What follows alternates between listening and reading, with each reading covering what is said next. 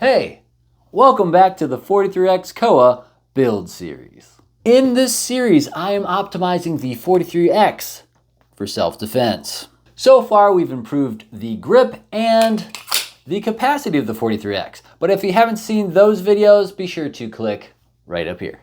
Today, we are going to be adding a way to not only see in the dark, but also possibly reduce muzzle climb at the same time. In this video, I'll go over all of the features and modes of this light. You'll see how it performs indoors and outside.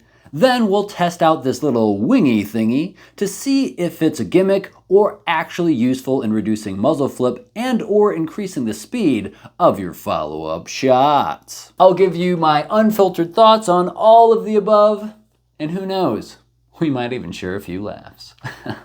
But before we get started, I want to thank Streamlight for sending over this TLR7 HLX sub for my brutally honest feedback. And I also want to thank Flux Defense for not returning any of my emails or DMs. Lastly, I take prayer requests. So if you need any prayer, don't hesitate to put that request in the comments or click the link in the description for a more private way to do so. That's also where the codes are too, if you know what I mean. With no further ado, please enjoy the actual video. And now it's time for everyone's favorite portion of the video, what's in the box. This is the portion of the video where I show you what's in the box. Kaboosh! All right, so this is everything that comes in the box. First, of course, you're going to get your TLR7 HLX sub, either rechargeable battery or a CR123A battery, depending on how you focus on how you order this. So this one, this particular item number, which I'll put right here, is going to come with the SLB9 rechargeable battery. You can plug it in here with the USB-C cable to USB that is included. This is going to give you the max output, but is going to limit your runtime, and we'll talk about all the specs as far as output and runtime and all that stuff goes a little bit later. But just know that you can get it with this, or you can get it with the CR123A battery, as this is a dual fuel light. Now, we also have the little Streamlight Strong thing that tells you about all their socials and their contact info, so there's that. Sticker, a tool that is going to allow you to make all your adjustments. Most importantly, it's going to let you pop out this pin and switch out your switches here if you want to. These are the switches that come in the bag, the little smaller, lower switches. So you can switch those out if you want, but it comes pre-installed with the larger switches, which I actually prefer on all of my setups where I've run a similar TLR7 that hasn't been this exact model. You also get these little retaining clips here, and those are what is keeping this guy from coming off if you loosen this too much. Now, instead of going through the user's manual, I'm just going to screenshot each page of the manual so you can see for yourself what's in it, and I'll actually show you how to do the things in the manual. But feel free to pause this and take screenshots at your leisure.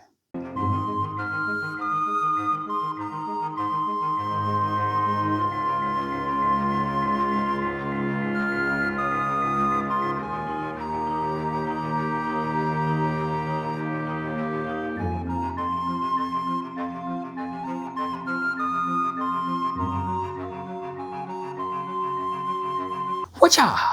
Let's start with the battery. Now, it's pretty easy to get the battery in. There's actually a little picture on the side that tells you which way the battery needs to go in. What's nice about this is you don't have to remove the light to remove the battery if you need to switch it out. You're just going to put it in positive end first. Twist this on, and then you can actually have it like partially twisted on, that little detent right there, so that it doesn't actually turn on if you are transporting it for whatever reason and you want to have it not accidentally turn on. You can do that. Otherwise, if you tighten it all the way, then you can turn it on. Pretty great. Now let's talk about how this comes from the factory. So from the factory, this is coming with it already set. If you have the SLB9 battery in it, 1000 lumens, 1300 candela, 30-minute runtime, and a 228-meter beam distance. But you can also program this to have more battery life and less output. So you could have it to where it's going to be a, let's see, I think it's a 500 lumen. Yeah, 500 lumens for up to 1 hour instead of the 1000 lumens for up to 30 minutes. So if you want to do that, I'll show you how to make those changes. The other thing that you can change is strobe mode. So from the factory, this is coming without strobe mode enabled. If you want to enable it, I'll show you how to do that as well. But just so you know, from the factory with the SLB9 battery in it, 1000 lumens, 30-minute runtime, and no strobe. All right, let's get into the programming portion of the video. To program, we must first understand how these switches work. So first, you can either push down or push forward to click for constant or hold for momentary. You can do that on both sides. So both of these switches work the exact same way. Now let's talk about how to do the step down from the 1000 lumens to 500 so you can get more runtime if you need to get more runtime for whatever reason. So this is going to be part of the 10-tap programming that is synonymous with Streamlight.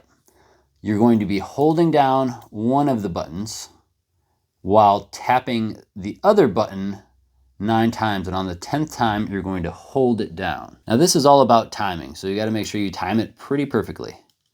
I'm gonna press this, and then I'm gonna go 1, 2, 3, 4, 5, 6, 7, 8, 9, 10, hold.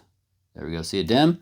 So now we have it at the 500 lumen output, and that's gonna last us an hour. If we want to go back to the way it was, all we have to do is the same thing again. So we're just going to hold this down and then 10 taps here on the 10th time hold. 1, 2, 3, 4, 5, 6, 7, 8, 9, 10. There we go. So now we're back to the 1000 lumen output and 30-minute runtime. Terrific. To switch from no strobe to strobe is even easier. So all we're going to do is just use one of these, and you can use either one. But basically, you're going to do that 10-tap programming just with one without holding the other one. So we're going to go 1, 2, 3, 4, 5, 6, 7, 8, 9, 10. Hold on the 10th one. And now you have your strobe mode enabled. So what that means is anytime you double tap really fast, you're going to get strobe. But again, if you don't want strobe, it's off from the factory. And to go back to no strobe mode, you're going to do the same thing again. 1, 2, 3, 4, 5, 6, 7, 8, 9, 10. Hold. Turns off, and now no strobe. No strobe, no strobe. I just want to be alone today. Let's go to something else. In case you don't feel like looking it up, here's the difference in output and runtime for the CR123A batteries and the SLB9 batteries, as this is a dual fuel light. Freeze frame.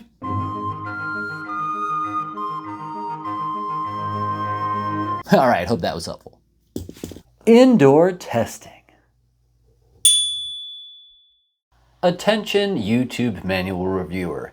In the testing of this flashlight, both indoor and outdoor, I am not attaching it at any point to a firearm. The flashlight is by itself for all of the indoor and outdoor testing. Any shooting footage that is shown in this video is done so at a controlled and safe range. Thank you for your attention to this matter. All right, so here's what the room looks like with the lights on. Now let's see what the room looks like with the lights off. Pretty dark. All right, so with the light off, here's the 1000 lumen output. As you can see, really bright hot spot, really nice. Let me get a little close up for you. All right, so as you can see all the detail. This guy's mobster face. Very nice. Now I'm going to do the 550 so you can see what that looks like as we're zoomed up already. You can see it's still really good. I mean, we're not that far away in this room, so it's still a really good hot spot. And now let's zoom back out so you can see the flood of both lights. Whoa, the other way.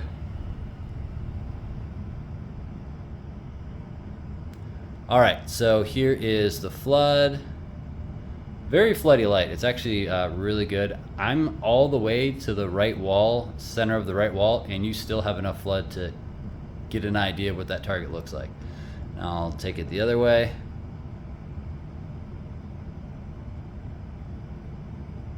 All right, pretty solid. It's just bouncing off the other walls and you're still getting enough light, which is pretty crazy. Now I'm gonna go up back to the 1000 lumens. Much brighter, but still also great, just a little bit better. Maybe twice as better, if that makes sense. Now we're gonna go to the right here. And again, just it bouncing off of windows and walls and stuff is enough to illuminate this target with that flood. It's a really good flood. All right, and we're back to blinding our assailant. Let's zoom in a little bit more and say goodbye. Goodbye, bad guy. Wait, outdoor testing too? Here's our outdoor control of it being super dark out. Now let's start with 1,000 lumens. What I love about this light, while the flood is really good, the hotspot is so wide at various distances that the hotspot basically becomes the flood at distance. So you're not getting a really pinpoint super high candela monster at distance, but the hotspot is so wide that you're getting really good flood at distance. And the farthest that I have this out to is about 463 yards. Pretty impressive for this little tiny light. Now for the 550 lumens, you have not much difference at close up. It's looking very similar at close distances. Where you really see a difference is at distance. It starts to kind of fall apart as you try to get further out, but it still does a decent job for it being such a tiny, light, compact light. And now for the side-by-side. Very similar close up as previously mentioned.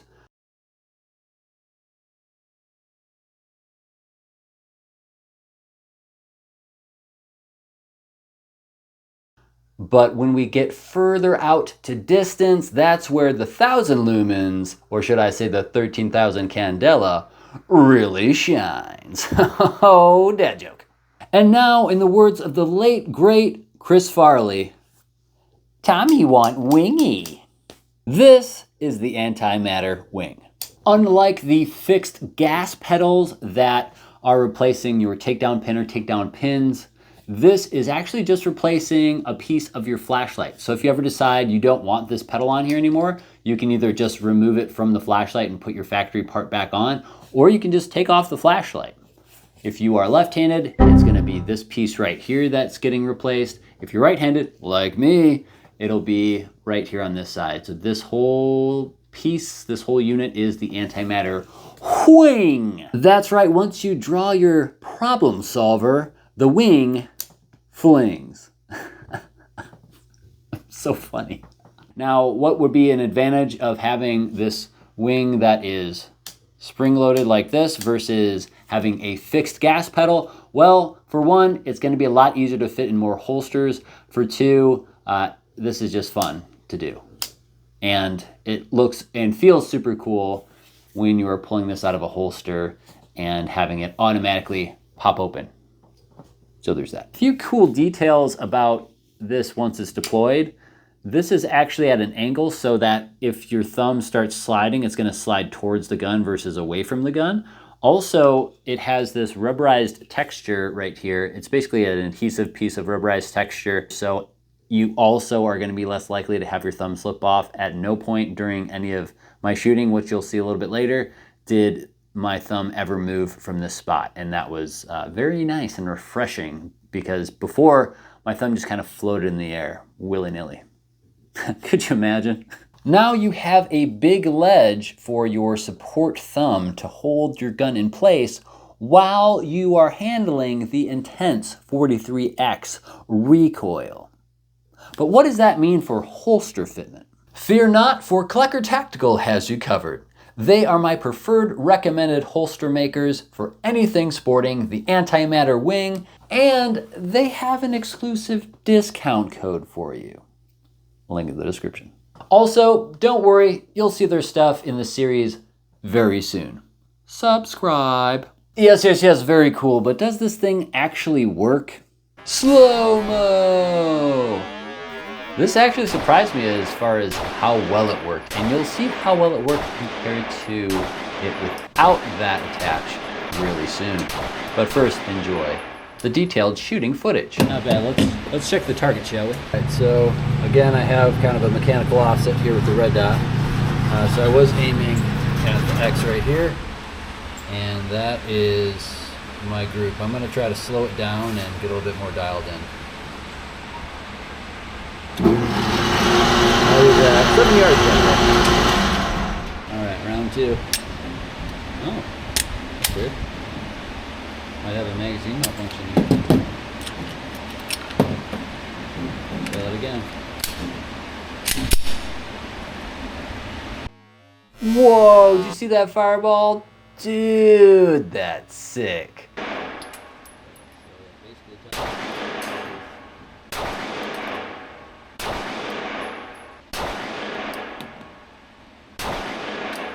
Here's some more footage of this doing a really good job, but this is slow fire. So we're gonna see just where this is hitting in the first place to see if I'm dipping it down, if me relearning the 1911 grip versus a Glock grip is making it push down, or if maybe I'm pushing it down with my thumb because I have it on the ledge now.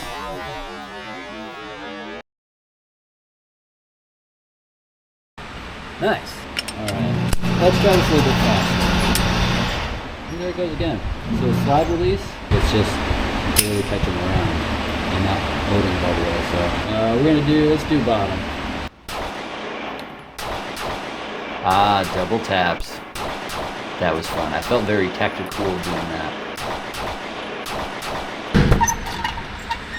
All right, so that was aiming top of this, so from that string of fire. Ah! All right, now we're gonna try a build drill. All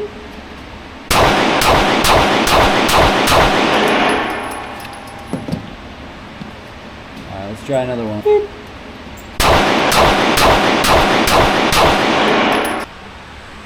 All right, so there's the build drill. All right there. I'm definitely shooting low when I'm shooting faster. I don't know if that has to do with me using my thumb to pull down as I'm doing it, if I'm consciously pulling it down, or if it's just a mechanical offset, because I mean, this was slow fire. If I'm aiming here and I'm doing everything right, that's where it's hitting.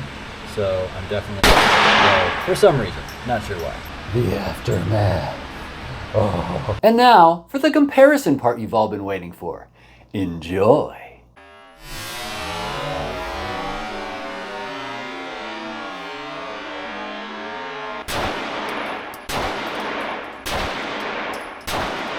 Now let us compare performance in the build drill.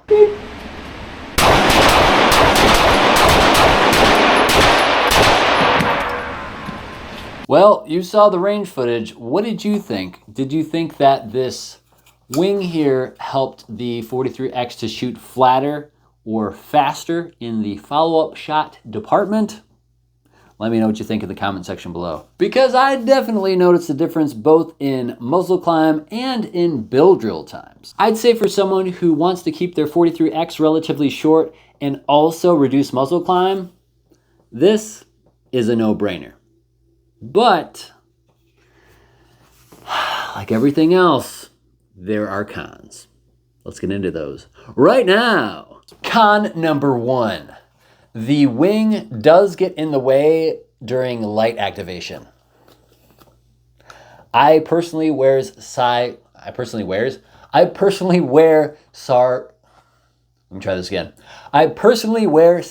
large mechanics gloves, and I did find I had to retrain myself on how I was going to activate that light when I was trying to do it because it was harder with this in the way. The second con would be the amount of you-know-what this will set you back. Maybe 1/4 of a ramjet, but still. And lastly, you're limited on holster companies that will make a holster for this accessory. Man, sure is a good thing Klecker Tactical exists, huh? Cough, link in the description. Huh? You know what would be really crazy though? Combining this wing with the Radian ramjet. What? Could you imagine? Well, subscribe and you won't have to. Seriously though, this is probably going to be the flattest shooting 43X on the internet. And I'm very much so looking forward to sharing it with you in the next video. Until then, thanks for watching. Stay free and God bless. Pew. What keeps you up at night, yeah? Make all the demons quiet, yeah. We were built to thrive, yeah. I think that we've all had enough. What keeps you up at night, yeah? Make all the demons quiet, yeah. We were built to thrive, yeah.